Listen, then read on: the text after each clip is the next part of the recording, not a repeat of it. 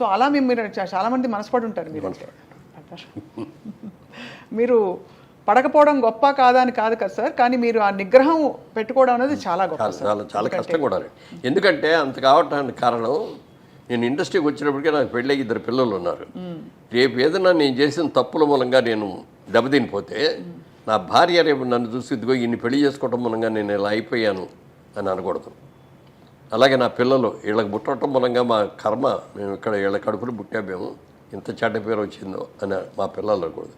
ఎప్పుడైనా నన్ను చూసి నా భార్య అయినా, నా పిల్లలైనా, నా బంధువులైనా, నా ఆత్మీయులైనా గర్వపడే రీతిలో నేను ఉండాలి తప్ప నేను చూసుకొని అసహించుకునే రీతిలో ఉండకూడదు అనేది చాలా స్ట్రిక్ట్, అంటే చాలా స్ట్రిక్ట్.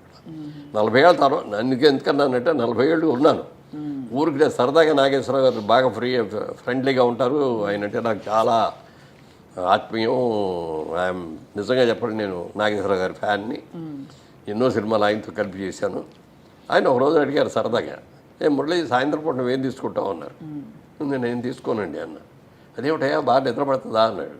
నేను శుభ్రంగా పడుకుంటాను, నీళ్ళు పడుకోగానే నిద్ర వచ్చేస్తాడు. కాదు 60 ఏళ్ళు దాటిన తర్వాత అప్పటికి క్యారెక్టర్ రోల్స్ వేస్తాను. హీరోలు అయిపోయి క్యారెక్టర్ రోల్స్లో ఉన్నప్పుడు అడిగాను అనమాట. 60 ఇయర్స్ దాటిన తర్వాత కొంచెం ఏదో ఒకటి తీసుకుంటూ ఉండాలి. రోల్స్ అయిన కూడా కొంచెం వీక్ అయ్యి ఉంటాయి. వాటిని యాక్టివైజ్ చేయాలంటే ఏదైనా ఒక మంచి డ్రింక్, మామూలుగా సారా కొట్టడం, ఇయ్య కొట్టేసి తాగేసి వాగటం, కింద పడిపోవటాలు, రోడ్ల మీద పడిపోవటాలు ఇట్లా కాదు. నన్ను ఒక మెడిసిన్ లాగా ఒక వైన్ కానీ లేకపోతే మంచి బ్రాండీ వస్తుంది ఫారెన్ నుంచి మంచి, అలాంటివి తీసుకొని 1 పెగ్గు లేకపోతే 2 పెగ్గు అంతే, అంతకుమించి తాగకూడదు అన్నాడు. అని ట్రై చేయన్నారు. అంటే ఇంత పెద్ద ఆయన చెప్పారు, అనుభవంతో చెప్పాడు. ఆయనకున్న అనుభవాలు ఎన్నో ఉన్నాయి. వైన్ దాగి చూద్దాంలే అని చెప్పాను. అందుకని వైన్ బాటిల్ కొనుక్కొని తెప్పించుకొని ఇంట్లో కూర్చొని, ఇంటికి వచ్చినప్పుడు ఆ రోజున షూటింగ్లో అది 9 అయిపోయేది. లేకపోతే బయటకు వెళ్ళినా ఇట్లా 9 ఈజీగా అయ్యేది. ఇంటికి వచ్చేప్పుడు స్నానం చేసి అప్పుడు డ్రింక్ తీసుకోవటం మొదలుపెట్టి ఆ డ్రింక్ అయ్యి భోంచేద్దాం అనేవాడు 12 అవుతుంది. అప్పుడు దాకా మా ఆవిడ అక్కడే కూర్చుంటుంది తప్ప పడుకోదేళ్ళి. తను భోజనం, తన స్వహస్తాలతో భోజనం పెట్టడం ఎప్పుడూ లేదు. పెళ్ళైన మొదటి రోజు నుంచి ఈ రోజు వరకు కూడా తనే వడ్డిస్తుంది. అన్నీ కూడా వేడివేడిగా. ఆ రోజుల్లో మైక్రోవేవ్లో అట్లాంటివి ఏమి లేకపోయినా కూడా నేను వచ్చే టైం చూసుకొని అన్ని కూరలు అవన్నీ వండేసేసి ఒక అన్నం మాత్రం వేడిగా పెట్టేవారు. వేడిగా అప్పటికప్పుడు వండేసి నేను ఇంట్లోకి వచ్చే స్నానం చేసి వచ్చే లోపల రెడీ అయిపోయేది అనమాట. అట్లా ఆ రోజు నుంచి ఈ రోజుగా వేడిగా తింటమే అలవాటు ఏదైనా సరే. Such a dedicated wife sir నిజంగా. అండ్ ఎంత నమ్మకంగా మిమ్మల్ని మీ వెంటే ఉండి మిమ్మల్ని నమ్మకంతో అంటే ఇండస్ట్రీలో ప్రోత్సహించడం అంటే సార్ వైఫ్ సపోర్ట్ లేండే మనకు అన్ని రంగాల్లో పార్ట్నర్ సపోర్ట్ ఉండాలి. నువ్వు ఎంత సంపాదించినా, ఎంత కీర్తి ప్రతిష్ట, ఇంటికి వచ్చేటప్పుడు హ్యాపీగా లేకపోతే అంతకంటే దరిద్రం ఇంకోటి ఉండదు. ఎన్నో ఈ ఫ్యామిలీస్లో చూశాను నేను ఇట్లాంటివి కూడా. అది వాళ్ళ తప్ప వీళ్ళ తప్ప అనేది పక్కన పెడితే, అనుకూలమైన భార్య రాక, అనుకూలమైన పిల్లలు లేకపోతే ఆ కుటుంబం ఎంత సంపాదించినా, ఎంత పేరు ఉన్నా కూడా వేస్ట్. అవును సార్.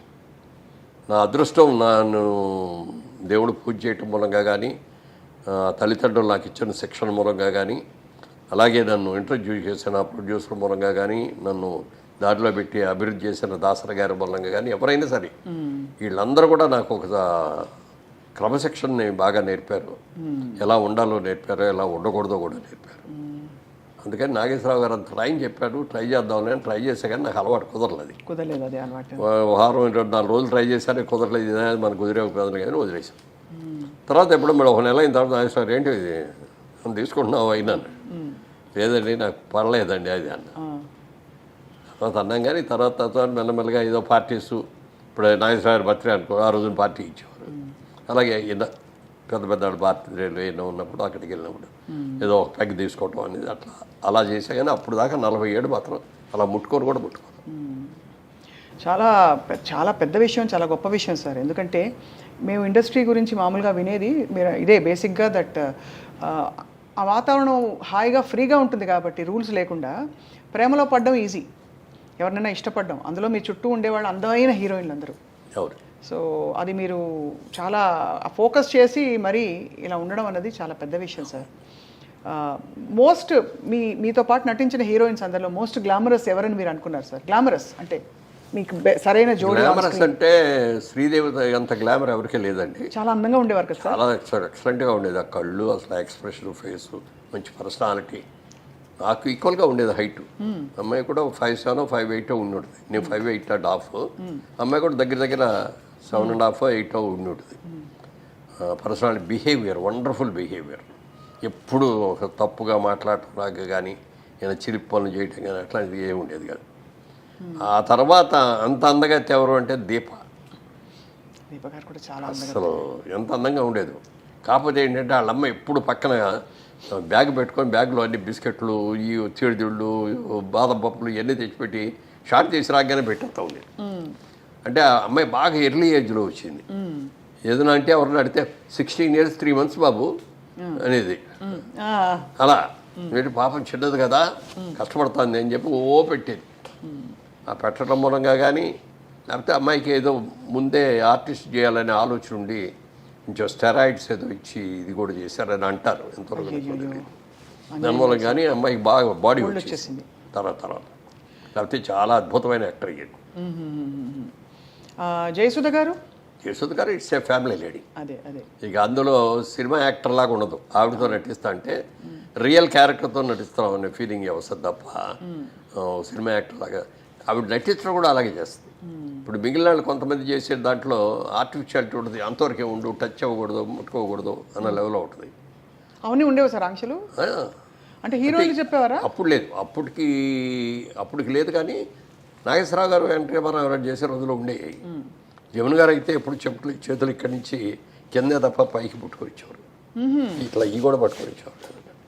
ఓహో, అంత ఇదిగా ఉండేది. అది ఎన్ని లేకపోయినా కూడా ఎంతైనా కొంచెం దూరంగానే ఉండేవారు. ఇట్లా అప్పుడు ఈ ముద్దులు గిద్దులు ఈ గొడవలు ఏమీ లేవు కదా. అవునవునవును. ఎంతవరకు దగ్గర ఉన్నాలో అంతవరకే ఉండేవారు. ఆ క్లోజ్ చేస్తారు. ఈ అమ్మాయి వచ్చేటప్పటికంటే భార్య అంటే భార్యలాగానే ఉండేది. అంత ఇప్పుడు నేను చేసిన సినిమాల్లో కూడా హయ్యెస్ట్ సినిమాలు చేసింది ఆవిడతోటి. మా సినిమా ప్రొడక్షన్లో కూడా ఆవిడ చాలా సినిమాలు చేసింది. Very cooperative artist. అసలు మామూలుగా హీరోయిన్ లాగా గిద్దుకోటాలు ఉండవు. సింపుల్గా మేకప్ వేసుకొని వచ్చేస్తుంది.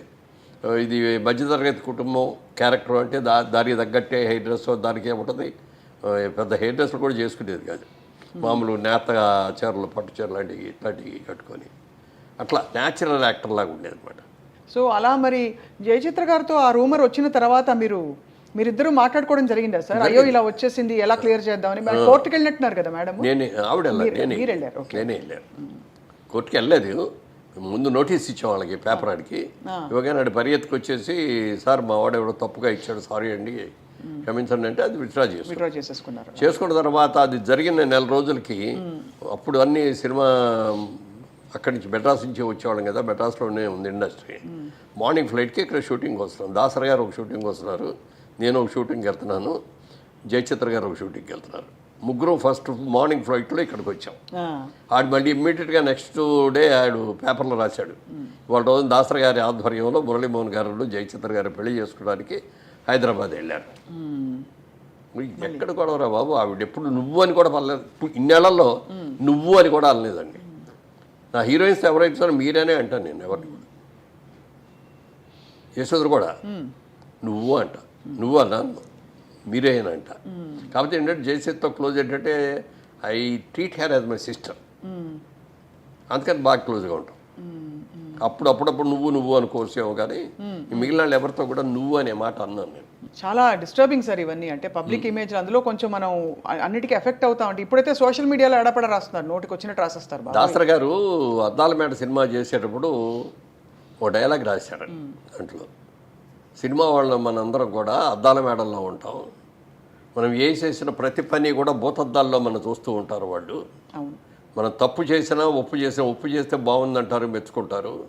తప్పు చేస్తే మాత్రం రాళ్ళు విసిరి కొడతారు, మన అద్దాలు పగిలిపోతాయి, మన బతుకు బజారు పాలైపోతుంది అని ఆ డైలాగ్ ఎంత బాగా నచ్చిందో నాకు. ఆ డైలాగు దాన్ని తూచా తప్పకుండా పాటించాను.